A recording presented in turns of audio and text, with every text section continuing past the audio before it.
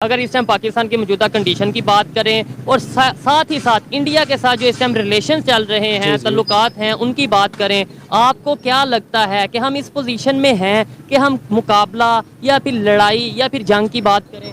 नहीं, इस वक्त तो हम ये रिस्क नहीं ले सकते, ना ही हमें लेना चाहिए, क्योंकि अब देख रहे हैं जिस तरह हमारी इकोनॉमिक सूरत हाल जो है आजकल, मुल्क डिफ़ॉल्ट का शिकार होने वाला था पहले भी, अब भी हो सकता है आगे। तो अगर हम ये जंग के फड्डे में पड़ जाते हैं तो फिर ये डिफ़ॉल्ट का ख़तरा हो सकता है। बहुत से लोग इंडिया साइड से भी ये कहते नजर आते हैं कि शायद इस वक्त आप इस पोजीशन में नहीं हो तो इस वक्त नहीं जंग करोगे, जब कल को आपकी पोजीशन अगर बेहतर होती है फिर जंग की बात करोगे। क्या कहते हैं, अगर पोजीशन बेहतर होती है फिर जंग की बात करनी चाहिए फिर नहीं करनी चाहिए? फिर सूरत हाल देखनी पड़ेगी। आपने बोला सूरत हाल, मतलब अगर सूरत हाल अच्छी हो तो जंग करें? नहीं, क्योंकि अब कश्मीर का मसला हमारा खड़ा है ना, अगर वो, क्योंकि काफ़ी अरसे से वो लटका हुआ है बतौर मुसलमान, और क्योंकि हमें कुरान पाक में हुक्म दिया गया है कि आपने अपने मुसलमान भाइयों के हकूक़ के लिए जिहाद करना है, तो हमने सूरत हाल देखनी है इस हिसाब से। भारत से अमन की आशा का प्रोग्राम बढ़ाया जाए, क्योंकि हमारे पास पैसे नहीं है भारत से लड़ने के लिए। आप समझ रहे हैं? ये बात मैंने पहले भी समझाई दोस्तों, दोबारा समझा रहा हूं। पाकिस्तान इसलिए आपसे शांति नहीं चाहता कि पाकिस्तान के दिल में शांति है, दिल में उसके शैतान है, लेकिन उसकी जेब खाली है, इसलिए आपके साथ शांति चाहता है। जिस दिन जेब भरी होगी फिर ये लश्कर तैयबा, जैश ए मोहम्मद, पाकिस्तान आर्मी, ये तीन जो मैंने नाम लिए, तीनों के तीनों दहशतगर्द तंजीमें हैं। All three are terrorist organisations, whether is the Pakistani army, whether is the Lashkar Taiba और द जैश ए मोहम्मद। ये लोग फिर लॉन्च करेंगे अपने अटैक्स बॉर्डर पे और कश्मीर के अंदर। It's a matter of time. यही चीज मैं कब से कहता आ रहा हूं, यही बात मैंने कितने इंटरव्यूज में बोली है कि ये जो पाकिस्तान का जो रुख है ना, ये मीठापन, ये यूट्यूब में कि हम लोग एक ही लोग हैं, भारत और पाकिस्तान एक ही लोग हैं, एक ही खाना खाते हैं, एक ही रोटी खाते हैं, एक ही हमारा म्यूजिक है, एक ही हमारा कल्चर है, एक ही हमारा कल्चर है और एक ही हमारा एग्रीकल्चर है। ये सब की सब चीजें कहां से आई हैं? क्योंकि जेब खाली है। जिस दिन कुछ अरब डॉलर आ गए इनके बैंक में, फिर से गजवाए हिंद, फिर से काफिरों की गर्दन उड़ाओ। मैं आपको बता रहा हूं, आप देख लेना, आप देख लेना। इनको आईएमएफ का लोन मिल जाए, इनको आईएमएफ का लोन मिल जाए, चाहे 1.1 बिलियन डॉलर्स का मिल जाए, उसके बाद सऊदी, यूएई, चाइना फाइना दे दे। इनका चीफ गया ना अभी भीख मांगने के लिए, मैं आपको बता रहा हूं भाई साहब, ये फिर चढ़ दौड़ेंगे, फिर ब्लास्ट करेंगे ये लोग। तो ये सुधरने वाले लोग नहीं है यार। कहते हैं ना, 12 साल नली के अंदर रखी थी पूंछ, पूंछ टेढ़ी की टेढ़ी, वो टेढ़ी ही रहेगी पूंछ। और आप लोग जितने भी हैं जो उम्मीद करते हैं, जो बड़े अच्छे अच्छे कमेंट्स लिखते हैं कि मेरी आंखों में पानी आ गया, मेरा दिल मचल गया, हम लोग भाई हैं, तब पता लगेगा।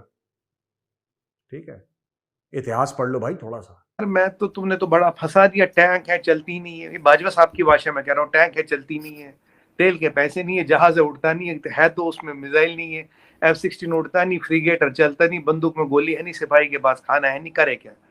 और DGISPR से आप ये पूछे, वो जो कह रहे हैं भारत में जाके जंग लड़ेंगे, तो कैसे लड़ेंगे आप? मतलब आप घोड़े पे चढ़ के आएंगे, बाला लेके आएंगे, फरसा लेके आएंगे, तीर कमान लेके आएंगे, क्या लेके आएंगे? सर वहां तक गजवा हिंद कोई कह रहा था कि इंडिया तक घोड़े पे चले जाएंगे, आगे तो आप लोगों ने मर्सिडीज बनाई है ना सर, अभी एक मर्सिडीज नहीं, आपने मेड इन इंडिया मर्सिडीज निकली है, वो उस फिर आगे उस पर कर लेंगे, उस टेंशन वही मैं कह रहा हूँ। पीछे मैं किसी से इंटरव्यू दे रहा था, उन्होंने बोला यार ये गजवा हिंद कैसे होगा, बिजली तो है नहीं। तो कल मैं उन्हें कह रहा था, मैं कहा अब तो दूसरी समस्या हो गई, अब बिजली तो है नहीं, अब तो खाना भी नहीं बचा। चलिए अब घोड़े पे भी आएंगे, सिपाही को तो खाना चाहिए, घोड़े को तो चारा चाहिए, वो कहाँ से आएगा? तो या आपने कोई लठेतों की रेजिमेंट बनाई हो, आपने घुड़सवारों की कोई रेजिमेंट बनाई हो। अब तो कल मैं ये भी सुन रहा था कि आपके कोई आर्मी वाले कह रहे थे कि भाई भारत से जंग नहीं, जहाद करना है। पहले जहाद के नाम पे तो आप आतंकवादी संगठन चलाते थे, 30 साल तक आपने आतंकवादी संगठन चलाए जहाद का नाम लेके।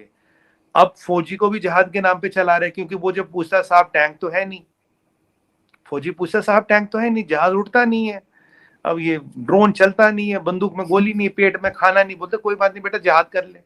अब जहाद के नाम पे तो निकल ही जाएगा, कहते कोई बात नहीं, तो कुछ नहीं है तो जहाद करने चला जा। अब ये तो मतलब अब जो फॉर्मूला आपने टेररिस्टों पे लगाया, वही फौज पे भी लगा रहे हैं क्या? वही जहाद वाला फॉर्मूला फौज पे भी लगा रहे हैं। आप कह रहे भारत के अंदर हम जाके जंग लड़ेंगे, कैसे लड़ेंगे आरजू जी, मुझे लेकिन बताइए। सर आपके ख्याल से सर एक तरफ तो फॉरेन मिनिस्टर को भेजा जा रहा है जैसे मैंने पहले कहा, और दूसरी तरफ इस तरह की स्टेटमेंट आ रही है, तो आपके ख्याल से ये दो अलग अलग कहानियां या दो अलग अलग बिल्कुल डिफरेंट किस्म की स्टोरीज जो है पाकिस्तान की तरफ से क्यों चल रही है? मैं बताता फिर तो फॉरेन मिनिस्टर को भी नहीं जाना भेजना चाहिए था इनको, फिर तो मैं बताऊंगा क्यों चल रही है। देखिए, ये मैं आपके डीजी ISPR जो भी वहां जनरल साहब बैठे हैं उनको एक चीज याद दिला दूं, हिस्टोरिकल चीज। आपको याद होगा बैटल ऑफ लोंगेवाला, नहीं। बॉर्डर पिक्चर बनी थी ना, बॉर्डर अच्छा, हाँ, ठीक ठीक ठीक, राइट राइट, याद आई आपको? कुलदीप बिल्कुल। सिंह चांदपुरी, सिख रेजिमेंट, 125 सिख, आपकी 2 बैटालियन थी, पूरी 2 टैंक रेजिमेंट थी, 125 सिख भाइयों ने आपको लोंगेवाला पार करने नहीं दिया। सुबह जब इंडियन एयरफोर्स आती है, पाकिस्तान की टैंकें उड़ाती है, तो वो उसमें डायलॉग होता है, यार ये हमें मक्खियों की तरह मारे, पाकिस्तानी एयरफोर्स कहाँ है? 125 सिख, केवल 125 सिख, और आपकी पूरी 2 बैटालियन, 2 टैंक रेजिमेंट एक पोस्ट नहीं कर पाई। तब तो तोप भी थी, गोला भी था, डीजल भी था, एयरफोर्स भी थी। अब तो न तोप है, न गोला है, न डीजल है, न एयरफोर्स है। जब आप तब पार नहीं कर पाए, अब कहां से पार कर लोगे? ये जो जनरल साहब हैं DG ISPR वाले, कृपया इस चीज का आंसर पाकिस्तान के लोग को दे। हमें तो देखो, हमें तो पता है तुझे, हमें टेंशन नहीं है। मैं कह रहा हूँ इस चीज का जवाब पाकिस्तान के लोगों को दे। देखिए, आप पाकिस्तान के लोगों को फिर वही चूरट बांट रहे हैं, हिंदुस्तान के अंदर करके हम उसके मारेंगे, कोई गलत ना करे, कोई ये